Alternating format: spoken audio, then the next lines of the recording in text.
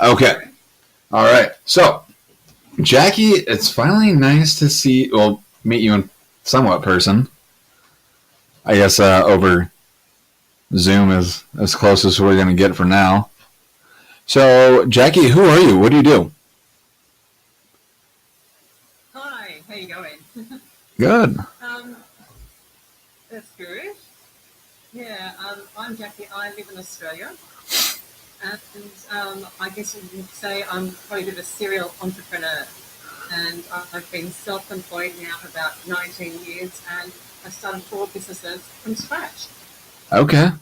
So, you want to talk about those 4 businesses? What was the first one? Yeah, okay, happy to share.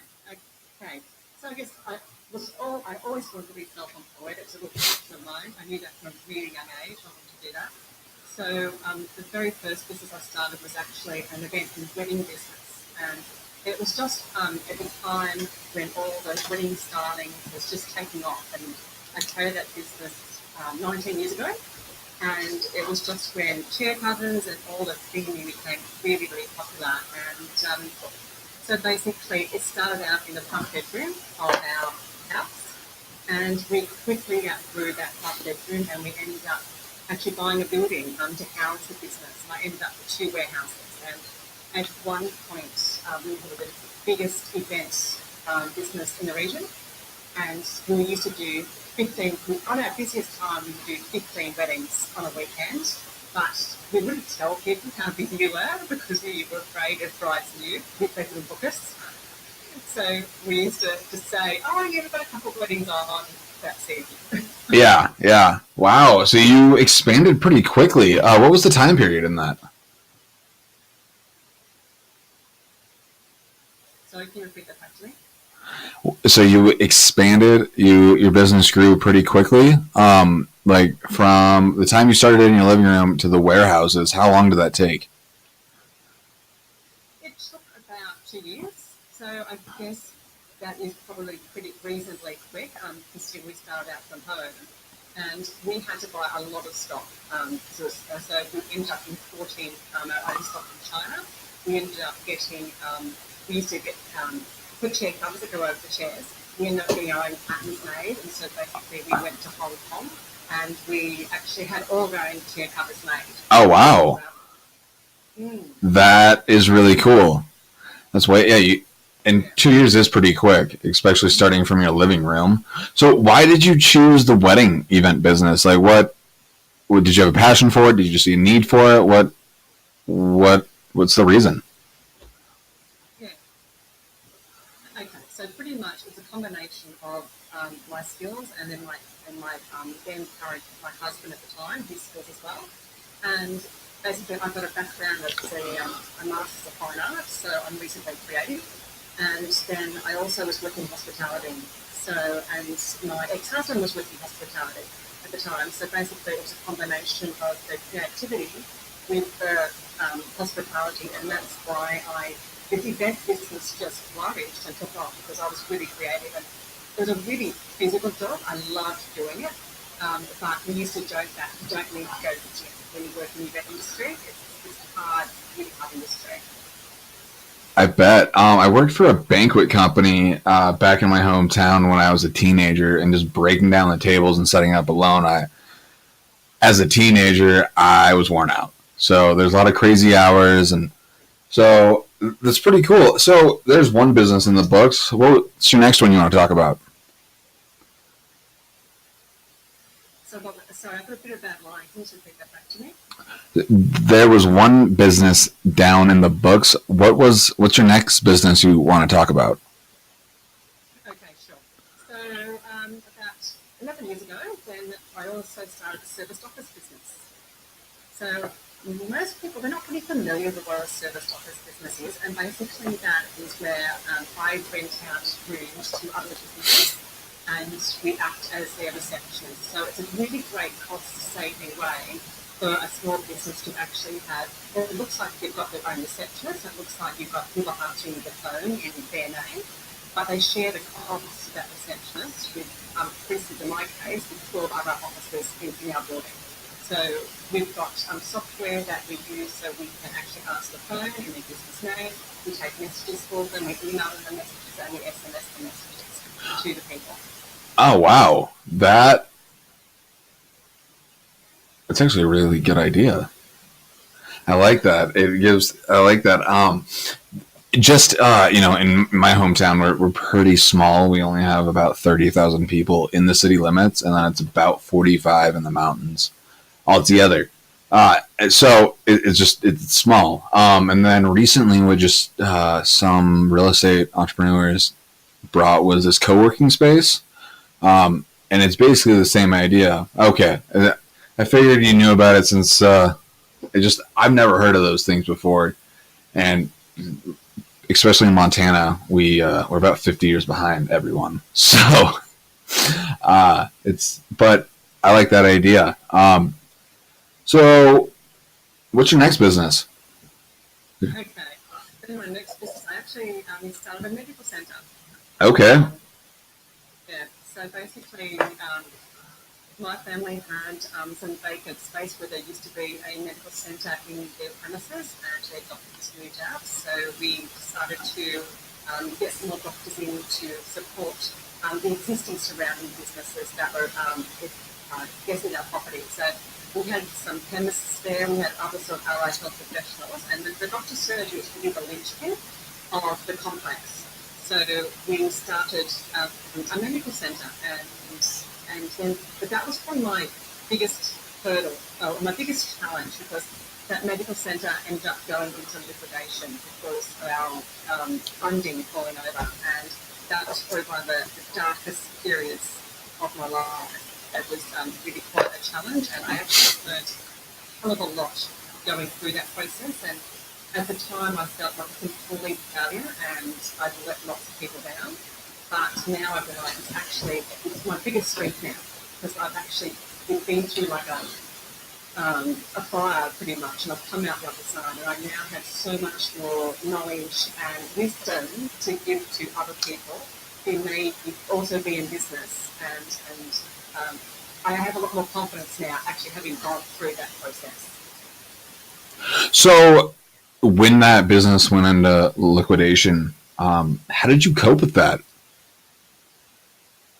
Sorry? How did you handle emotionally when your business went into liquidation? It's shocking. I felt had no confidence whatsoever. I lost all faith in myself. Up to that point, I was pretty confident with the other business. So I still had the other businesses going at the same time. So the medical centre was actually my third business. And pretty much when the medical centre went to liquidation, I just lost all my confidence. I moved back in with my parents. I had to sell my home, my car, and there were still debts to pay. So pretty much the last couple of years, I've still been paying off those debts related to the medical centre, and it's been a real learning process what I went through. And some things the lesson I've probably learned from that is that I would pull the pin a lot quicker. Okay. On closing that business. I think I've learned that eventually you run out of cash and you can't keep throwing more money at it. And I think I would now advise people that if that's what's going on with the business and this is not generating income or paying the bills, I would recommend definitely pulling the pin a lot sooner.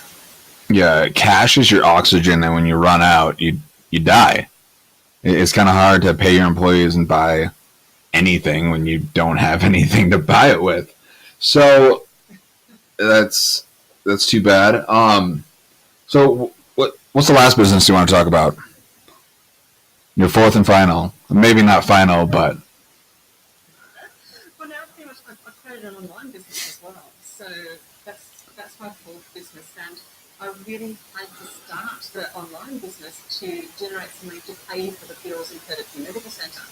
So I had to find another way of earning a living, and so that has probably been my story for the last couple of years. I've learned how to market on Instagram and Facebook and how to leverage social media.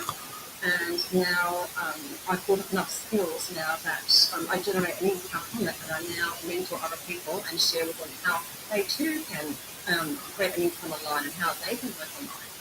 I think the whole online world is a little bit daunting for people, but they just got to dip their toe in the water and learn a bit about it.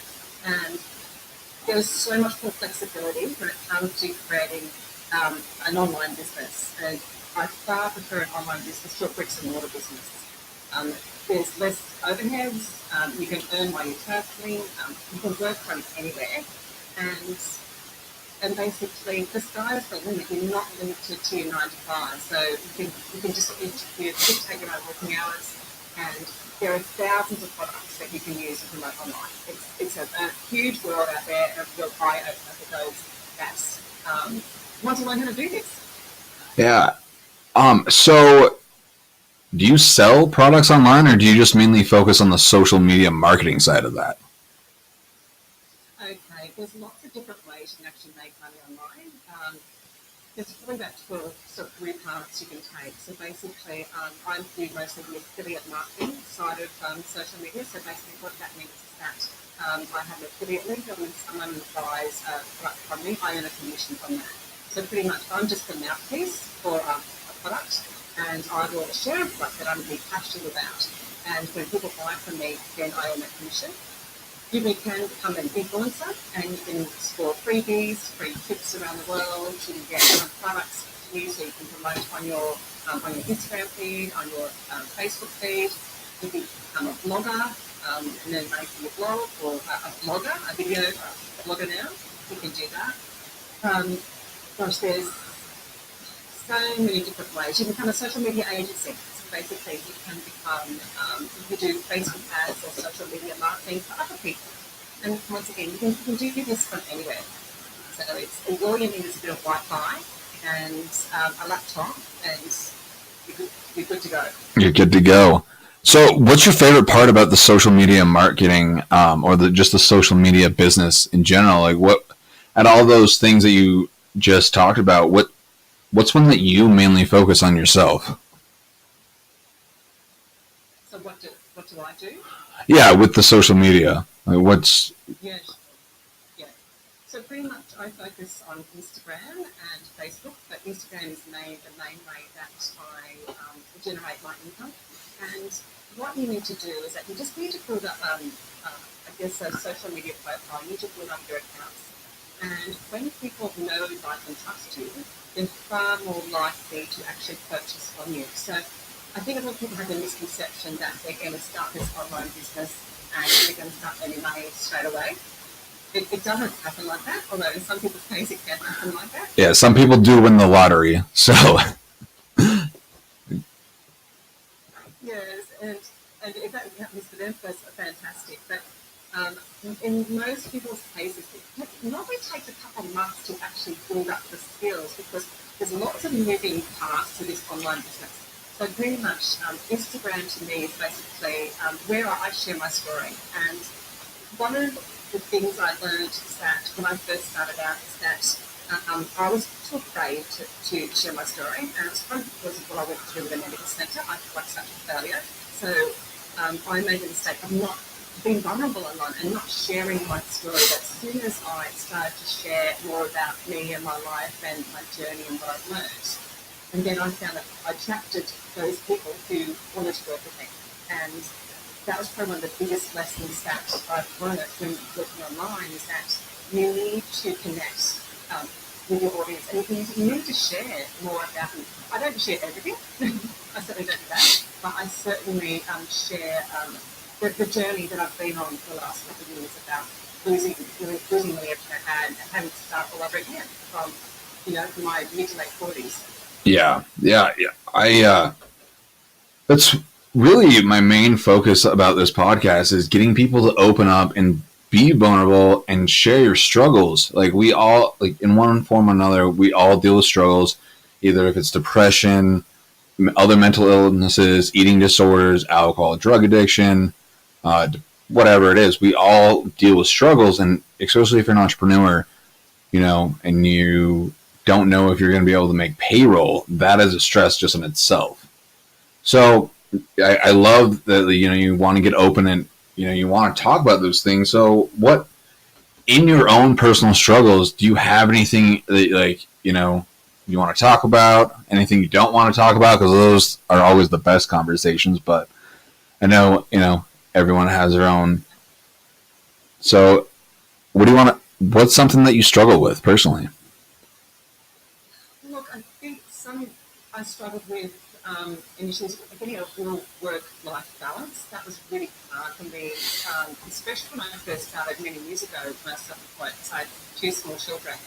And I really struggled with finding the balance between spending times with them and then also having a work life because I guess I can get all consumed, especially when you're starting a business. You get very backed up and momentum, you want to keep going, and sometimes it's really hard to be present and mindful when you're talking to other people and not distracted by what's going on in your business life. But probably the latest struggle would definitely be my sense of self-worth after the failure of the medical centre and how I had to rebuild my life. That has been the really biggest struggle. I had to do a lot of, I listened to lots of podcasts and I had to do lots for personal development and really I had to put all the pieces of my life back together and you've got to work on yourself internally before your life starts to work again. I'm a huge believer that you attract the energy that you are and unless you are centered and grounded and you are on your path, then the universe is going to throw you a curveball and say, hey, wake up and get back on track, follow your passions and do what you really want to do. So that was probably the biggest struggle the last couple of years was piecing. It was like pulling everything back together again and finding my sense of work. Yeah, I can kind of relate with you on that one. I had a mobile detailing business back in my home state, and I'm a recovering drug addict, so I kind of slowly, surely got back into that. And then it was pretty soon that, my business went under. I was living in my car in Las Vegas, and I just really just trying to overcome that and really get back on track. It's just like now that I'm, been back in Montana, my home state, and moving forward, like all these gifts are coming with me if I'm just trying to do the right thing. And like, I meet with a group of people that, try and live a spiritual way of life. And those people keep me grounded. I love having different mentors in my life. I love, listening to podcasts. I listen to, like one of my, like I still work for someone else, and one of my jobs, I just have earbuds in and I just listen to podcasts because I'm trying to get the self-development. When you label it self-help, like it just scares me away. But self-development, like I learn through either YouTube or podcasts. And when one of my mentors suggested I listen to a podcast 7 years ago, it changed my life. I can listen to a podcast while working out and learn that way, because if you give me a book of instructions, I don't know, I can't comprehend it. So podcasts changed my life. Audible books changed my life. So speaking about books a little bit, do you have any like favorite authors or mentors or anyone that you really go to for advice, either through a podcast or in person? Yes, I do. I love Rich Roll podcast. Have you heard of him? I have not. Is he from Australia? No, he's American. So He basically, he's based in LA, and he shares how he's overcome challenges in his life and he's faced adversity, and basically, how he's turned his life around. And it's very inspirational, and he shares interviews such as like you're doing with other people who have similar values to him. So he's really my go-to person. He's my go-to person. Okay. Okay, that's awesome. And you said Rich Roll? Rich Roll, yeah. Okay, So, yeah. I wasn't sure if I heard you correctly. That's awesome. I'll definitely have to check him out. Um, so how did you get into the social media business? Like, obviously everyone's in social media, but like, when did you realize that it's such a key to success that you can make money showing your passions? When was that time in your So, life? okay, I started the online business about 2 years ago. Sorry, no, it was about 2 years ago.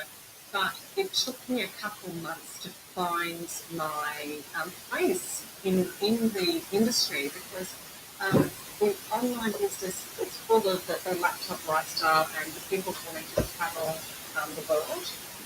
But for me, that wasn't an option, and I found I was using that message when I first started online, but that wasn't resonating with my audience, and I guess it wasn't resonating because it really wasn't my life. I mean, I was traveling, I was doing lots of things, but my focus was probably to create a second income.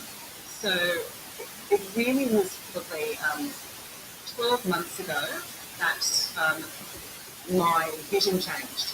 And when I changed my message to more about what I was doing, I was creating a second income so I could pay back all these debts I had. Then that's when the online business really took off. So that changed a lot. So I think even though people say online you can present any persona that you want and um, you can present a completely maybe incorrect story, but you know what? I think people they read through that. They can sense that if you're not being legitimate and you're not being authentic. And I think when I started being authentic and sharing more of my struggles and my story and about what I was doing, then people could relate to that. So um, I guess for me, I mean, I did start making money online within a couple of months when I first started, but my business really took off once I started sharing more about why I was working on and that I wanted to create a second income. Okay, okay, I like it. I That's awesome. Um, so you're a serial entrepreneur. You seem like a very busy woman. Um, just checking out your social media pages, it seems like you're all over the place. So, what do you do if you have any free time? What are your hobbies? What do you do in your free time? How does Jacqui have fun?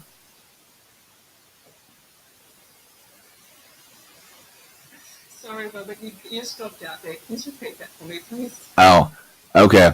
So, what do you do in your free time? What are your hobbies? Ah, okay. All right. Well, um, I travel a lot. My partner has to travel for his work quite a bit, so we get to travel a lot around other parts of Australia. But I guess my hobbies is really I love hanging out with him. I love hanging out with my kids. Tennis. I'm a massive tennis fan. So we went down to the Australian Open. That was my Christmas present this year. We went down there and watched that. Had a week down there this year, and Oh, that's awesome. yeah. So the only Grand Slam I haven't been to is the New York Open. So Okay. the US Open, the only one. So I've been to all the others except for that one. So I'm working on that. But I guess as a bit of a stress and relief when because even I mean when you hear what it's like when you're self-employed, you do have all these other stresses, and so I find going for a run is a great stress relief for me. I love just going for a short 5K run out in the fresh air and open and just reconnecting again with nature and putting the wind on my face. So that's I get to hit the gym not as often as I like, but it's funny when you have a home-based business. I find that I really need to make the effort to get off my backside and get out the door because it's so easy because you're sitting at the computer, you know, all day most of the time. You're chatting to people and you're helping people. But I've learned that I really need to schedule like, okay, 5 o'clock, I'm out the door and I'm done, and I'm going to the gym or I'm going for a walk. So that's probably what I do in my spare time. Okay, that's awesome. Do you want to talk about your kids at all? That one. Your kids. Oh yeah, sure. Happy to do that. Yeah, I've got two teenage daughters, Katie and Maddie, and Katie is in her first year of uni and she's studying to become a teacher, and Maddie is in year 11 at high school. And yeah, they're great. They keep me sane, they keep me grounded, and they uh, they are very social media savvy. So I mean, as are all that sort of generation. And when I first started online, it was just like felt almost groaning. It was like, oh, mum, what are you doing? and it was like, I guess they've watched how I've grown on social media, but they will often, you know, give me they'll critique or they'll say something to me about a post I make, or they'll um, they'll give you some tips and pointers. But I mean, Katie, my eldest, she had, when she was 15, she had this Instagram account called Earthling Katie, and she had like 36,000 followers. Oh wow. Yeah, that she got all organically. So they're both social media savvy. But I think most kids that generation are. They're all that's all they are. They're on Snapchat, they're on Instagram, Facebook, and that's how they communicate, and that's their world. They don't know anything different. That is true.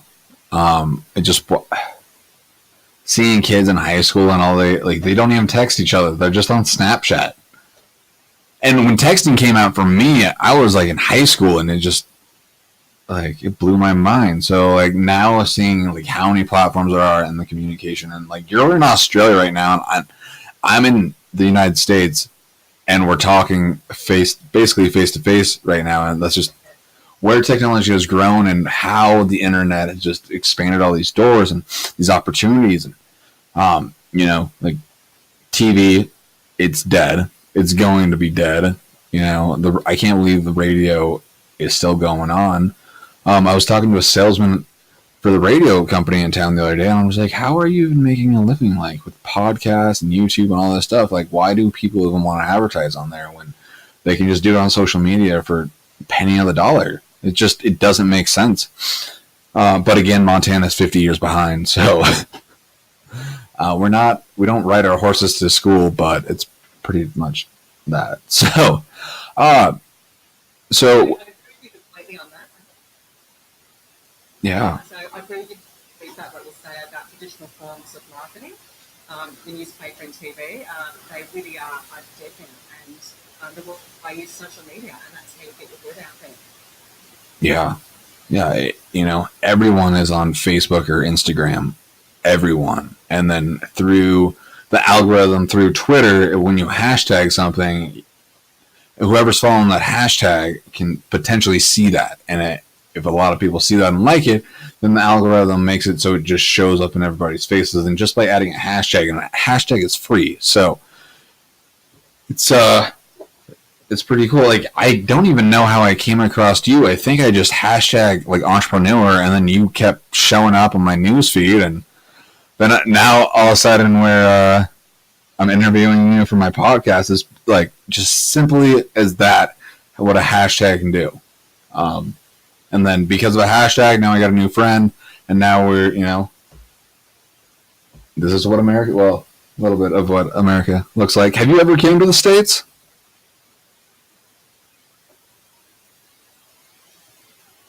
Oh, you just dropped out there, Robert. What was that? Have you ever came to the States? Yes, yes.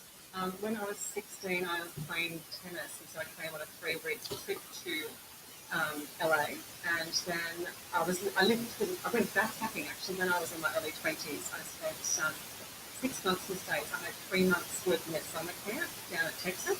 Okay. Yeah. And then I went backpacking for 3 months down to Mexico and did the whole Amtrak thing around the States. And then I lived in London for 2 years. Oh, wow. So when I was in London, I actually flew from London to New York for a friend's 30th birthday. We had 4 days in New York, so that was pretty cool. And then back in 2010, I think I came to the States for another trip. So I've been quite a few times. Okay.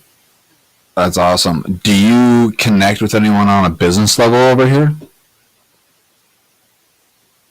Through your social media, do you have any clients or any business partners that are in the States that you connect through social media?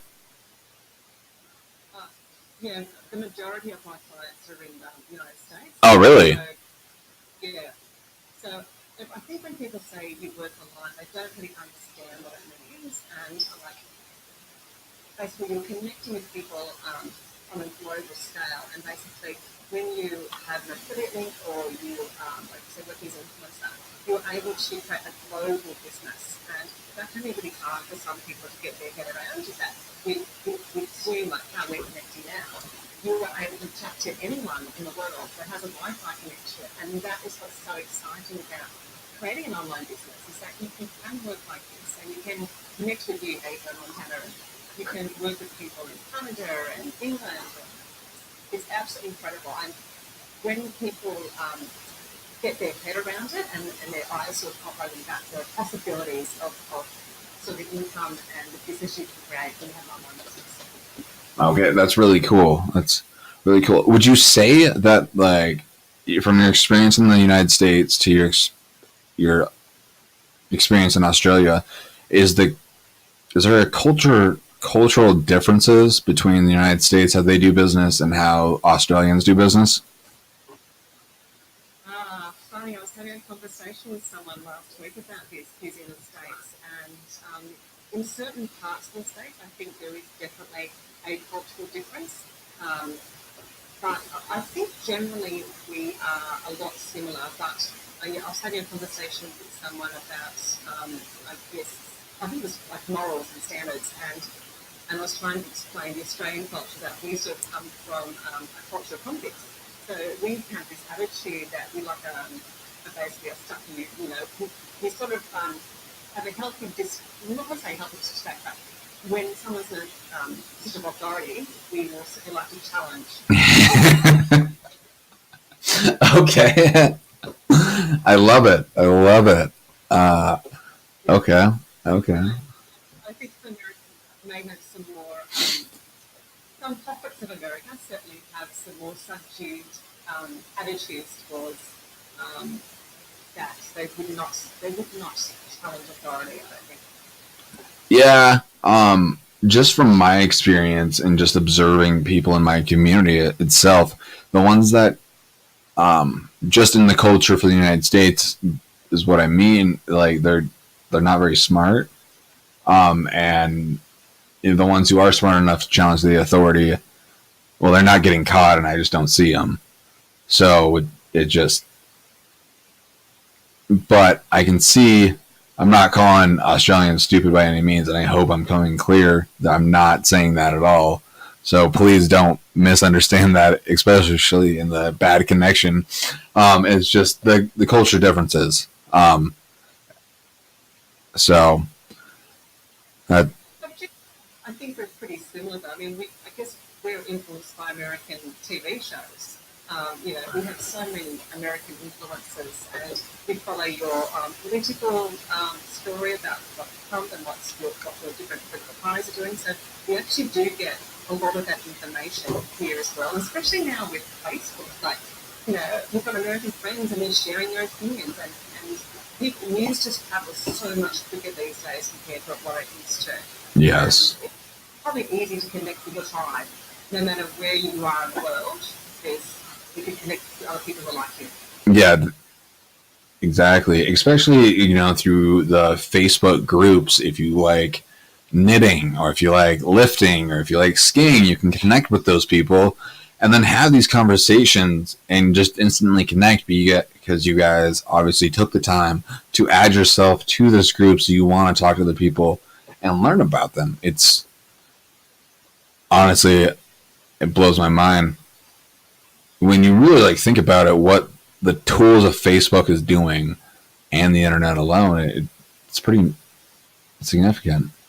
Um, So, do you have anything like that you do each morning or each night for your keys to success?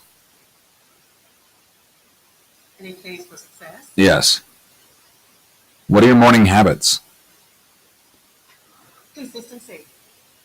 You've got to keep turning up, and you have to keep sharing your story. And I know when I stop posting on Instagram, I just noticed my leads stop coming in. So I really need to be. It's a business. Even though I'm posting on social media, it is at its work for me. And basically, if I stop sharing my story, the leads stop coming in, and then the sales stop as well.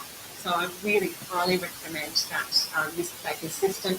You schedule a workday just as if you would be going to work, just as if you would have a 9 to 5 job. You have to schedule in different parts of this business because, I mean, for me, Instagram's like an email list. So basically, in my Instagram account, my followers are basically people that I can market to. And so you've got to treat it with respect and you've got to keep turning up. So Because with your Instagram account in your bio link, then what people do is that if interested, they will actually enter in their email address into my autoresponder series. So then they'll start getting a whole email series coming from me as well, sharing more about my story and I guess what I'm doing. And there's lots of different moving parts that you need to keep an eye on and making sure that your opt-in rates are high, your landing page is working, and where people are, they're falling out of your sales funnel. Okay. Okay. Um, so would you say either the quality of content is based on the appearance or actually the value of the content that it brings someone? I think it's the value of the content. Um, I think you have to be right. Um, Posts which are actually giving value to people and sharing about how they can change their life. Because most people want to change something, and what I'm finding is that now, with I guess our generation, is that people are getting to their 40s and 50s and they haven't got, let's say, the retirement funds set up, or maybe they're working corporate and they're just sick of that race. And they really are looking for changes. So if you can just share with them a little bit about how you can help them change that aspect, or how you can lead them down that path to help make those changes, then I think once you provide that value for them, and they can see how they can make the changes, then I think that is probably the most important thing about posting on social media. I definitely agree. I like all the, I don't like, but going on Instagram and seeing on Facebook, people who like rent a Lamborghini or post next to, a $500,000 car, and they're just taking a picture and saying that I'm successful. I'm just like, I don't like those. Like, there's no filters in real life. So why do you got to go and filter yourself on Instagram? Like, just because you go post next to a jet does not mean that you're making millions of dollars and you're just selling like these BS ebooks to everyone. But honestly, I've bought a few of those in the past and they provide no value. Like, honestly, me knowing nothing about uh, the social media, like I wouldn't find any value in those books. And people are buying them like hotcakes, which, just because you have a million followers does not mean that you're actually providing value. At least my experience, I just seeing all these fake entrepreneurs, just trying to showboat. It's overrated. The getting to a point where you're actually successful and making money takes a lot of hard work. You just don't wake up and you're successful. You have to put in the grind each day. And a lot of people are fronting it, and it just, I think it's ruining the word for entrepreneur. And I wanted to ask you, what is your own definition of an entrepreneur? That's a really good question. How can I see that word bandied around so much online? Look, I guess to me, a real entrepreneur is, I guess, someone who dare to take a step out of their comfort zone and create something that is unique for them. Um, it has got to be, I think, to me, something that's generated from their passion, something that they're really passionate about, and they're almost groundbreaking, I think. We see lots of people, saying they're entrepreneurs, but a real entrepreneur to me is someone who is dedicated, giving value, consistent, keeps turning up each day to help others, and they are providing value, and they're a leader. Probably being a leader is probably the most, to me, that defines what an entrepreneur is about. Okay. I like it. I like it. Thank you for that. Uh, so, if you could share a message to the world or to the younger version of yourself or just to anyone to give them a little bit of hope or inspiration, what would it be?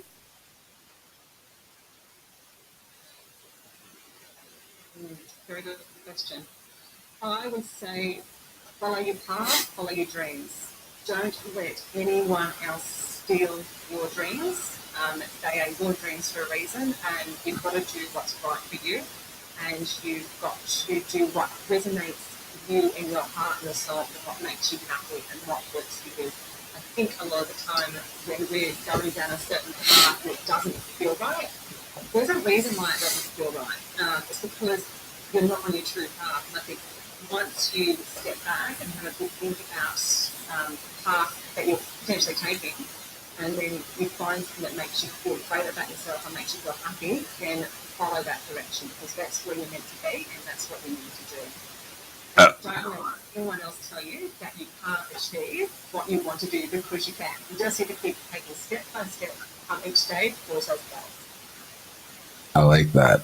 Lately, I've been doing this thing 3 for 3. So I write down 3 things that I'm grateful for and 3 of my goals. And, I don't try and overcomplicate it. I just I started making my bed each morning and brushing my teeth on time. And then I'm grateful for the toothbrush. I'm grateful for my bed. Just these simple things to change my mindset. And then each day, I change, maybe it's not get so stressed out. Maybe don't go into this habit, but just doing those on a consistency and making myself accountable to me and my mentors, my mindset, it is incredible. And then my podcast, by doing those things, it's just has grown.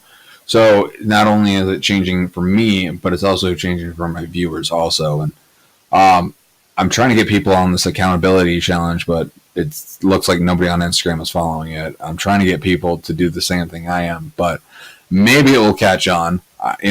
My goal is just to inspire, one person. If I can inspire one person, then that's all I want out of this podcast, is just to inspire one individual. And it, might be in Australia, it might be in Canada, might be in my hometown. Who knows? But that's just my mission. I just want to help people, and to be the best entrepreneur there is, why not learn from all of them? So that's why I like talking to people like yourself. And if nobody else is learning, at least I am. But I think you provided a lot of valuable information. And, you've also talked about the perks of being the entrepreneur. You've talked about the struggles of being an entrepreneur. You talked about your own definition of an entrepreneur. And that's what I love. Those are the kind of conversations that I want to have with people. You seem real. You're being your authentic self. You talk about your struggles, and I think that is what, is good content. You're not faking it. And you took the time out of your busy day to have a phone call with someone on the other side of the world. So, that's pretty awesome. So is there something that you are an expert in, that you do in your free time, or just in business in general? What do you consider yourself an expert in, or something that you're very good at? Something that I'm good at? Yeah. Okay, I guess I am. That's a good question, Robert. It's hard to say something about yourself that you're good at. I think most of us are right to say something we're not great at. Right? Exactly. I guess I'm probably saying I'm resourceful. Especially when we had the event business, we were faced with challenges daily. We had to meet hourly deadlines, and so trying to schedule 15 weddings going out on a weekend and trying to arrange 4 vehicles. And sometimes the venues would only tell you you've got 2 hours to set up a reception. You learn to think a little bit outside the square, and just learn to think more how you can make this wedding happen for someone. So I think I would probably say, one of my strengths is resourceful, and I'll look for other alternatives. If someone tells me if there's a problem, I'll look for a solution to the problem pretty much straight away. I like it. Problem solver. You just don't throw in the white flag and say, I give up. You climb up that hill and you take that battle. I love it. Cool. You don't want to be bride and you tell me you can't do a wedding reception. Yeah, actually, fair enough. That's not an option. Have you ever told an angry bride no? Have I ever had it? Sorry, I've never told an angry bride. Yeah, have you ever told an angry bride no, that you couldn't do something? Oh, God, no. It's always yes. Always yes. Okay. Fair enough. Yeah, I bet, man. Bravo to you for choosing that. That's pretty cool. So, do you have any last words of wisdom that you want to share the world to? Any last words? Of wisdom, anything really? But yeah, Look, I would just urge and encourage people that if you're not happy with what you're doing in your current life, just explore your options. Just look at what other alternatives out there, and especially in the online world. Going into bricks and mortar business anymore is not something that I would recommend now, given that I now what I know about the online world. But obviously, the bricks and mortar world still needs to exist. We still have cities and towns and shops and cafes, but there are other ways with those bricks and mortar businesses to promote themselves, and they're a lot less expensive than going to a local newspaper or radio or TV. So, in this day and age, we now have the ability to get our message out to billions of people across the globe, and that is something that's incredibly exciting. And once you learn how to do this, it's the world's oyster, and you can live and work wherever you like once you learn how to earn online. that's awesome. All right. Well, Jacqui, it was a pleasure talking with you, and I really appreciate your time. I really do. Let's keep emailing each other back and forth. Tomorrow, I'm dedicating myself to reading those emails and finishing that training. I've just been super busy. I've been trying to knock it out, but busy. But tomorrow's Friday here, and well, it's just less busy. So I'll be able to knock that out at least for half the day. So again, thank you for your time, Jacqui. I'll talk to you soon. And it's Saturday over there? No, it's Friday over there now. It's Friday. Yeah, Friday. Well, you have what's that? So thank you so much for having me. Yeah, you're welcome. I'm looking forward to keep talking to you, and you have an excellent Friday, and jumpstart the weekend correct. All right. Bye.